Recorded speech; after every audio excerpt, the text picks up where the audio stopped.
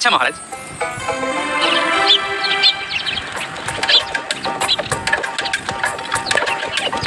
সব সময় আমার উপরে যত রাগ মন্ত্রী মশাই। এই তাড়াতাড়ি গাড়ি ছোটা তো, শহরে গিয়ে আবার রাতের মধ্যে ফিরতে হবে। একটু ভালো হতে পারো না নাকি? আমার বড় হয়ে তুমি এত এত খারাপ কি করে হলে আমি তো এটাই ভেবে পাই না। উফ, যে পারছে আমাকে ধুয়ে দিচ্ছে। দূর দূর, ছি ছি ছি ছি। বুঝলে গিন্নি, চুন হলুদে বেশ ভালো কাজ হয়েছে। গোপাল দাদা, খুব বিপদের মধ্যে পড়ে গেছি। আরে আমি নিজেই বিপদ কাটিয়ে একটু সুস্থ হওয়ার চেষ্টা করছি, আর তোমার আবার কি বিপদ হলো গো? আর বলো না, কদিন একজন জমিদারের জমিতে ভাগ চাষি হিসেবে কাজ করছিলাম। হঠাৎ করে বলে কালকে থেকে আর কাজে আসতে হবে না। সে কি, কেন? জমিদারের এই মুহূর্তে হাতে টাকা পয়সার অভাব, তাই আর কি মানে সব দিন মজুর ভাগ চাষিদের সরিয়ে দিচ্ছেন। এখন আমি কি করি বলো তো? বলছি আমি তাহলে এই চুন হলুদটা সরিয়ে রান্নাঘরে রাখছি, কালকে আবার নিও। বেশ বেশ, এই তো পেয়েছি।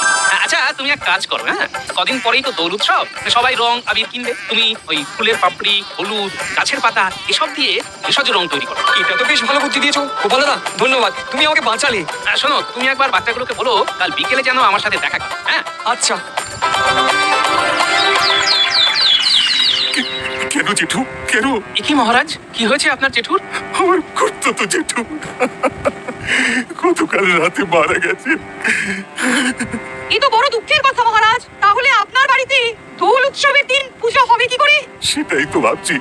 নবাব বাহাদুর নিজে থেকে জানিয়েছেন এবারে তিনি কৃষ্ণনগরে উপস্থিত থাকবেন।